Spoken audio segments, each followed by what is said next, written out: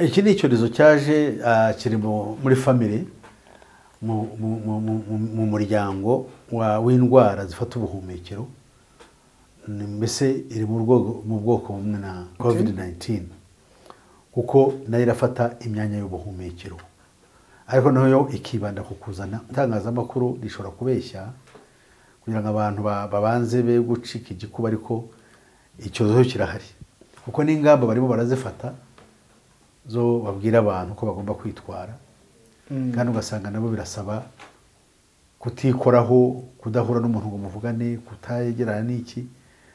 Mu Bushinwa nabonye bariho noneho batangiye ibyo ko leta icyo zikora zanga kuba alarmist, kuvuga ibintu, ariko uko ibintu ubwabyo birivugira, uko bigenda birushaho kuba persistent, kunanirana bigakwira hose, nibwo batangira kugenda no babivuga. Batubwiye ko ari akanyenyeri 195 urwego. Ndabona byemeye. Mwaramutse Beatrice. Mwaramutse Mukama. Ese ko umuntu kandi akanyenyeri ninde ugiye kohereza amafaranga?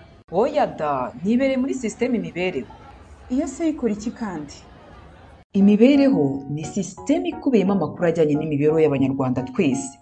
Yifashishwa mu gukora igenamigambi rinoze kandi rishingiye ku bipimo nyabyo. Naho abaturage bayikenera gusaba serivisi zitandukanye nko kwishyura mituweli n'ibindi. Ariko Mukama, ibyo mbwira ni ibiki? Ntidusanzwe twishyura mituweli tugendeye ku byiciro by'ubudehe? Ashwi da, uzi ko uheruka inzira muki? Ibyiciro by'ubudehe ntibigishingirwaho mu gutanga serivisi iyo ari yo yose, ahubwo hasigaye hifashishwa system imibereho. Ko numva ayo makuru ari mashya mu matwi yanjye. Ubwo uraho utarareba niba amakuru y'urugo rwanyu ari muri system imibereho koko? Yewe ntabyo ndareba pe, ahubwo nyere kuko nabireba. Biroroshye. Simbona ufite telefoni, kanda akanyenyeri 195 urwego, ukurikiza amabwiriza. Icyakora telefoni y'ureba amakuru y'urugo abaruriwemo igomba kuba ibaruye ku ndangamuntu ye. Uzi ko natwe turimo ndi? Ariko se ko mbona bucura bwacu watarimo? Ndakumenye. Ejo ntiwaje mu nteko y'abaturage. Batubwiye ko iyo usanze urugo rwawe rutari muri system imibereho, cyangwa usanze hari amakuru y'urugo rwawe akeneye gukosorwa, ujya ku biro by'akagari utuyemo bakagufasha. Batubwiye kandi ko iyo nta muntu n'umwe mu rugo ufite telefoni ibaruye ku ndangamuntu ye, nawe agana ibiro by'akagari bakamufasha. Yewe reka nyaruke hakiri kare bamfasha.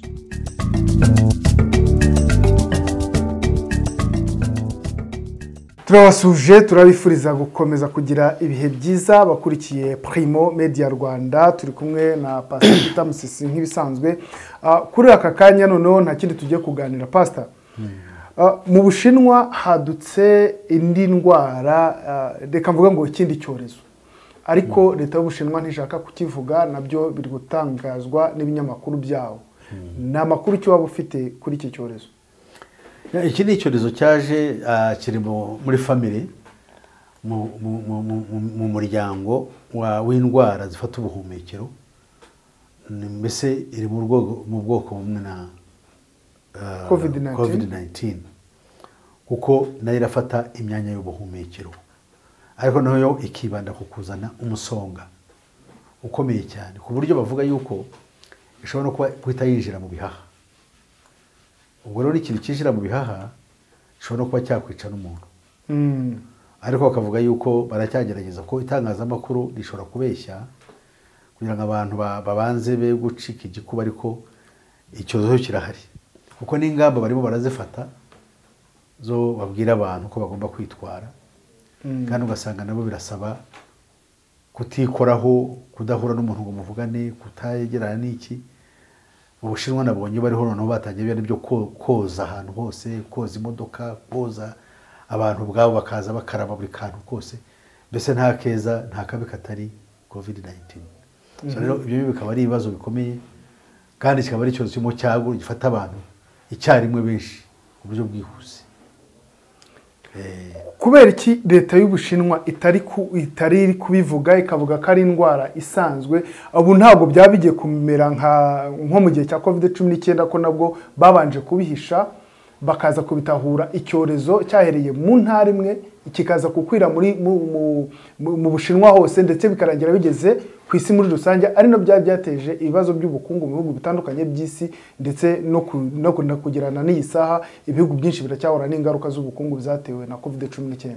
biriya byo bavuga n'ibyo bakora niko bakora n'ubundi, ariko twebwe twemera yuko hari icyorezo cyateguwe kandi cyavuzwe na Bill Gates, avuga yuko uyu mwaka hari icyorezo kindi kizaza gikomeye cyane kizagwira isi. Ibyo babikaba muri ya gahunda twavuze ijyanye n'intego 21 zashyizweho zitiriwe ikinyejana cya 21, harimo indwara z'ibyorezo zigomba gukwira isi yose. Ntabwo rero uwo muteguro bashobora kuwuca ku ruhande, bagomba kuwukomeza. Kimwe mu bintu bigomba kubaho muri uyu mwaka nk'uko twabibabwiye, hariho inama y'abadayimoni, hakongera hakabaho officiellement gushyiraho porogaramu politike yo gutwaza abantu bose isi igitugu, kugira ngo abantu bumvire za leta, kuko za leta ntabwo zigomba gukomeza kugenda nk'uko abantu batekerezaga. Ntabwo gahunda yateguwe ikinyejana cya 21 yakwihuta mu gihe hakiriho resistance ituruka mu bantu batumva ibyo basabwa gukora. Ibyo rero bigomba kwihuta, aribyo twise project yiswe Project 2025, cyangwa projet cyangwa gahunda cyangwa umushinga w'umwaka w'2025. Cyo ni cya kabiri. Cya gatatu ni ugushyira icyo bita weather warfare, officially gutangiza intambara karundura ishingiye ku kirere, uburyo bwo guhindura ikirere, ibyo bita guhindagurika kw'ibihe cyangwa guhindagurika kw'ikirere, cyangwa gushaka imvura kikarorera cyakaza izuba, igihe cy'izuba hanoneho cyashira hakaza imvura isenya. Ibyo twarabibabwiye duhora tubisubiramo. Hanyuma rero hariho n'ikindi cyavuzwe kitagomba kuba kure y'ibyo byose, ni icyorezo cyavuzwe muri uyu mwaka. Rero ibyo abantu bavuga n'ibyo batekereza bibanza gutangira bityo.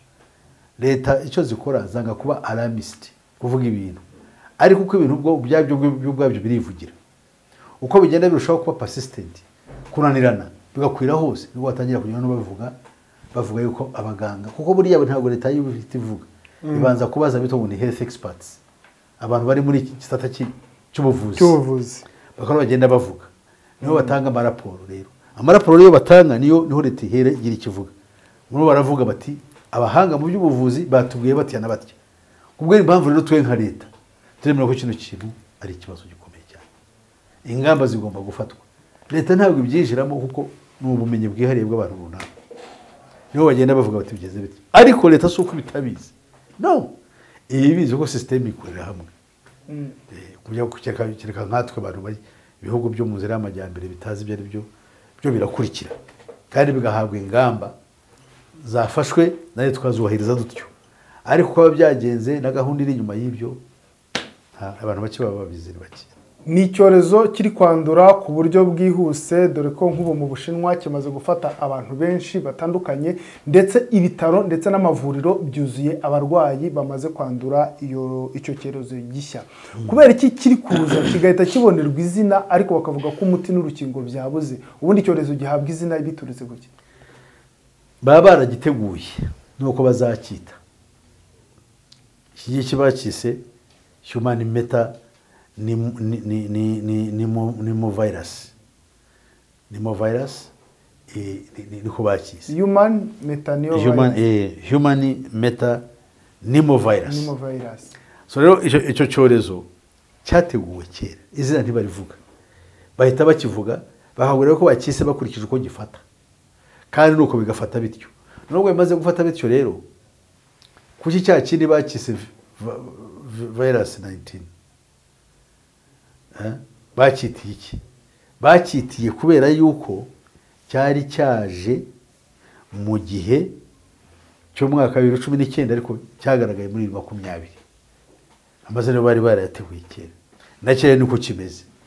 Amazina bari bayazi, gusa barafata yuko ari icyorezo cyaje, ariko bagihaye izina bakurikije uko gifata nuko kimeze. Yego, ubu rero igisigaye ni ukureba ahubwo ubukana bwacyo aho bugiye kugarukira.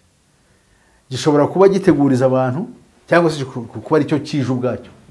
Bashobora kugifata bateguriza abantu kugira ngo abantu bakanguke yuko bya bintu bya mbere bya covid bari bazi yuko byarangiye biriho, bakaba bakigira batya bakavuga ati cyari kije kuko bagize moba iriya Marburg.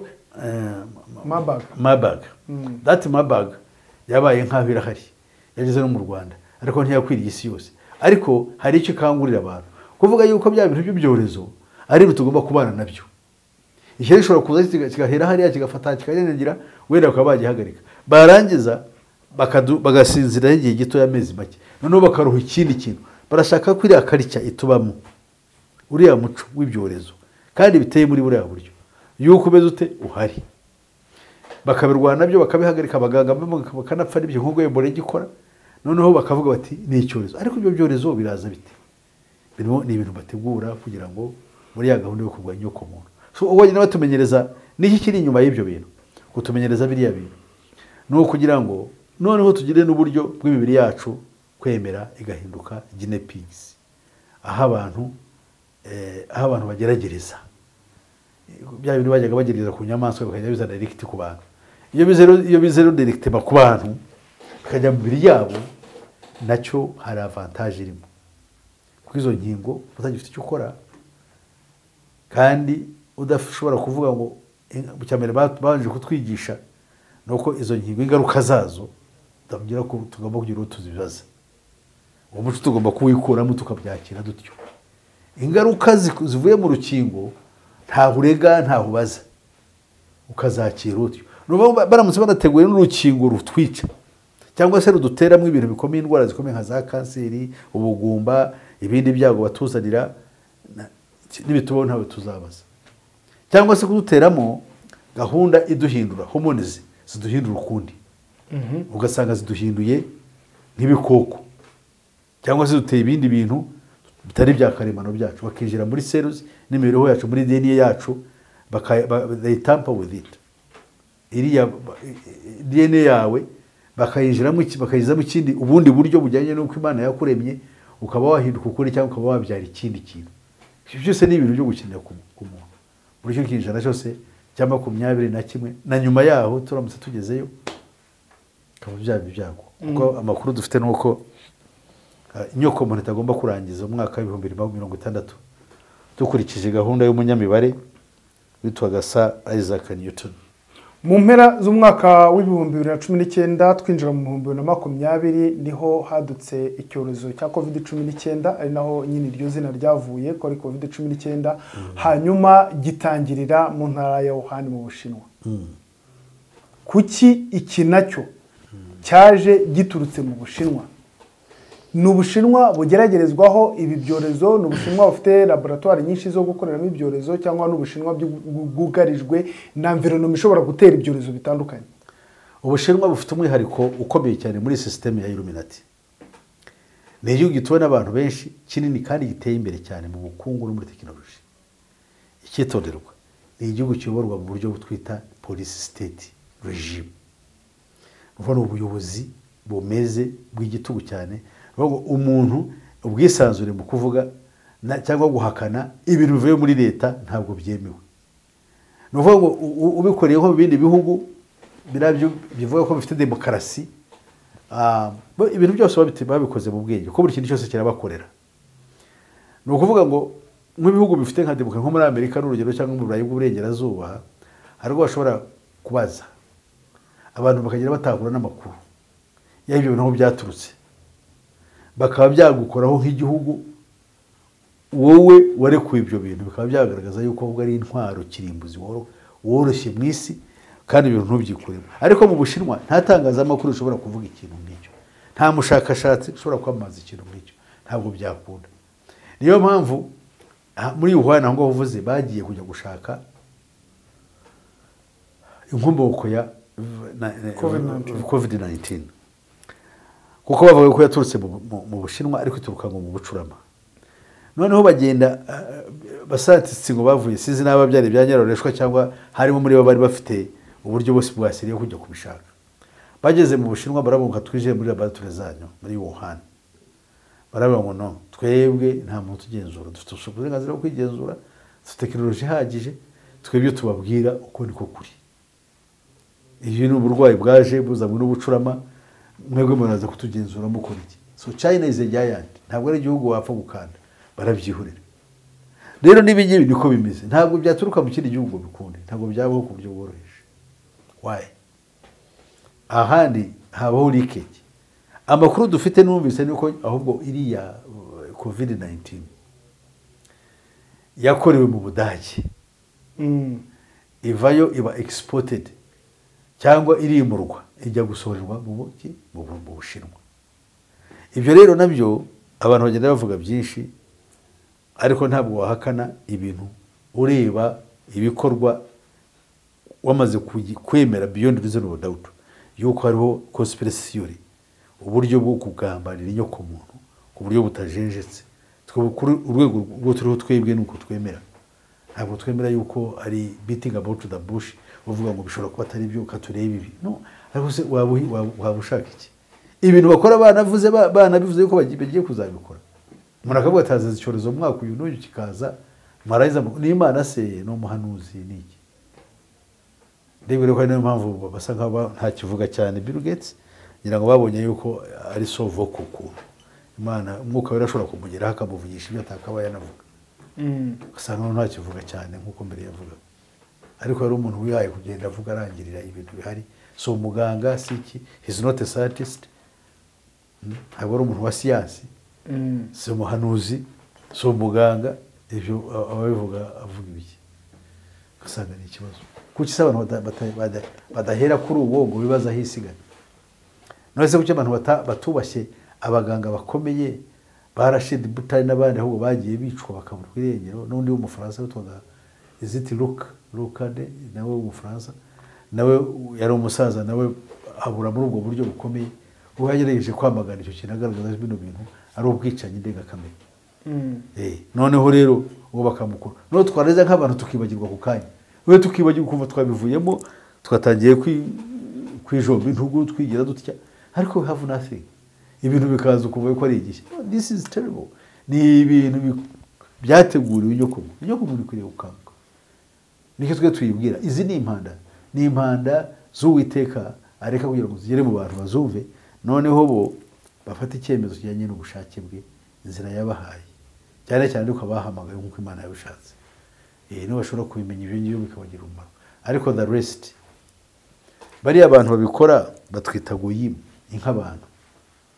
ntacyo tuzi bikorwa n'Abayahudi of course baciye mbagaragu babo wifatiye ku isi Pastor ntago yaba ari intambara Ubushinwa buri gushozwaho bagira ngo babwangishe amahanga cyangwa babwangishe abandi baturage bo mu bindi bihugu bitandukanye kugira ngo babusubize inyuma mu bucuruzi cyane cyane muri ibi bihugu baba bahanganye mu bucuruzi bakabutwerera icyo cyorezo kugira ngo abantu batinye kujya gukorera ubucuruzi batinye kujya guhahira bavuga ati turajya turandura turajya biragenda bite mwebwe iyo mitekerereze ndagira ngo imitekerezo yivaho iyo rivalry ubwo bukeba ntabwo bubaho nta bukeba buri hagati ya biriya bihugu bikomeye kubera ko impamvu budahari ni uko bose bakorera system bakorera umugabo umwe niyo bavuze ibintu bashaka kuje kurangaza twebwe so rero ntabwo byakunda kuba ngo bazajye mu Ubushinwa nibwo bwa mbere bwarwanyije COVID-19 burayitsinda mbere y'ibindi bihugu burakingura amarembo abantu bajyayo bikiraniranye muri Amerika n'ahandi nubwo ariho bwatangiriye bari efficient cyane mu kubirwanya bavuga ko babirangije noneho rero niho ni hahandi bafite n'ukundi bazabikora bakabimanipulatinga ugasanga ntacyo bivuze kandi cyo batwaye ukuvuga ngo nta rivality iri hagati y'ibi bihugu byose bikora ubucuruzi ni icyorezo kije kandi ntaho bavuga ngo barakora aha ngo bitume bariya bagira icyo bahomba none se Uburusiya bavuze ibintu kuva rwatashoza intambara ya gatatu y'isi ako nta muntu wagiye mu Bushinwa wahuye n'ikibazo ndavuga mu Burusiya nako nta muntu wagiye mu Burusiya wahuye n'ikibazo ndavuga iyo bayivuze yuko yateye Ukraine yuko ari gashoza vuruhu bigeze hari icyo bihindura ku bukungu bwayo ubu gaze yose yajyaga mu Burayi muri barayihagarika niyacaga muri Ukraine bayihagaritse. Erega Uburusiya kutagira icyo buhindukaho nuko bwari ufite icyo butanga kandi abantu bakeneye bitandukanye nuko icyo ushobora kubona mu Bushinwa ushobora no kukibona ahandi ariko mu buryo wenda butandukanye ushobora kugenda ukavuga uti wowe mu Bushinwa nshobora kukibona wenda bihendutse ariko nanone n'injyo ndi kuri risk yo kuba nakwandura. Ugasanga rero abo ba competitors babo nibo bariko buteza ikibazo ahubwo kugira ngo no Abashinwa uko bagenda kose baracyafite impamvu abantu bajyayo, baracyafite impamvu ibintu byinshi abantu babyirukira, tekinoloji yabo iri hejuru, baracuruza ibyo bakora n'ibyo bikorwa ku isi yose kuri make, biracyarenginga ibintu byose bikorwa mu nganda z'i Burayi n'izo muri Amerika. Ntabwo rero babura gukora ibyo bintu, kandi ibyo bintu mu kanya gato bishobora gukwira isi, byakwiriye isi yose. Nta waba ukivuga ngo ni hehe hatarwaye. Ni nk'uko uburwayi bwata ku mubiri wawe mu kanya gato bukaba bukwiriye ahantu hose. Ushobora kutangira urwaye ugutwi ukaba uri kubabaza ukatangira kukwinubira, wajya kubona ukabona bifashe umugabo, bifashe urutugu bayimini, bifashe igituza, bikagera ku mutima ukaba urapfuye. So rero nabiriya nawe niko babikora, ibintu byose bigeraho bitangirira. Nkubwiye impamvu Ubushinwa aribwo bwibandaho, impamvu babwibonaho nuko buri secretive, no ubuntu bukora mu rwihisho rukomeye cyane, no mu mabanga ari hejuru umuntu wese atapfa kumva. Yes, uburyo babuteguriye icyo nabyo. So rero nta kindi kintu nibwira yuko bari hari icyo abo buvuga batekereza cyangwa ingaruka zaturuka kuri ibyo zagira icyo zikora ku bukungu bw'Ubushinwa cyangwa mu bundi buryo. Ntacyo byakora ku bukungu bw'Ubushinwa, ariko twabonye ko Ubushinwa bwasubiye inyuma cyane cyane nyuma y'iki cyorezo cya COVID-19. Ntago byaza n'ubundi kubukoma mu nkokora nyuma y'iki cyorezo gishya cyahagaragaye nanone. No, ibyo byabaho, ariko ntago byagarukira ku Bushinwa bwonyine, kuko Ubushinwa bwonyine ibyabaye ku Bushinwa ekonomi yabo ikagwa kubera biriya bintu bya COVID-19 ntabwo byagarukiye aho, byageze no ku bindi bihugu. Ibiriya mpamvu ibihugu by'Uburayi burwo bimeze nabi cyane kuruta Ubushinwa muri ekonomi. Byumvikane yuko ntacyo byabutwaye, kuko nta kintu muri uriya mugambi wabo, nta kintu wica kuri gahunda yabo, nta n'umuntu ubihomberamo. N'ubihomberamo bafite uko bazamufasha muri iyo gahunda bakamuzamura ntagire ikibazo cyaba.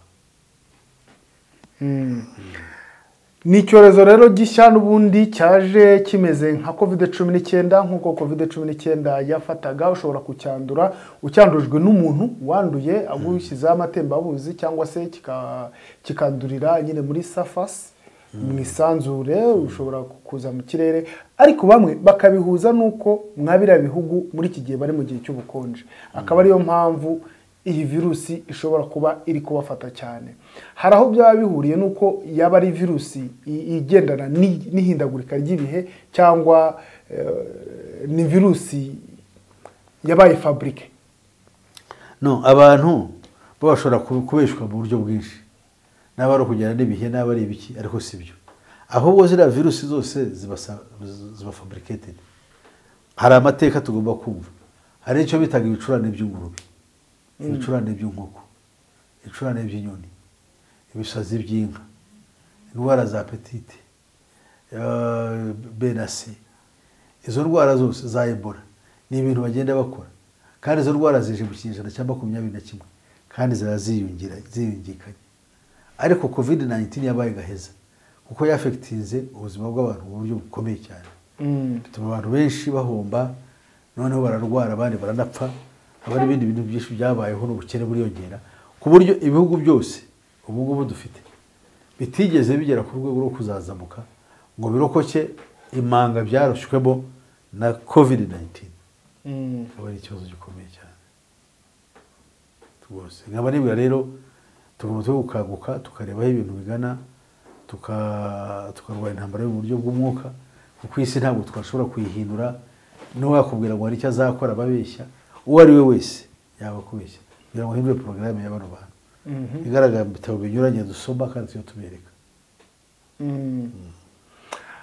ni icyorezo rero kirangwa no kugira umuriro mwinshi, kugira ibicurane, gukorora ndetse no kunanirwa guhumeka neza nk'uko COVID-19 yari imeze.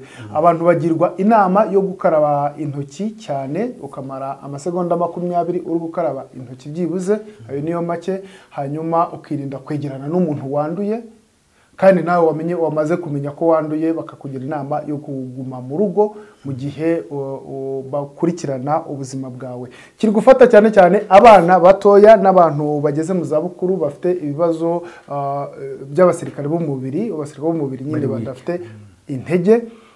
Ubwo urumva n'abantu bageze mu zabukuru cyangwa abantu bafite indwara n'ubundi za karande, indwara ziri chronique zidakira, bronchite.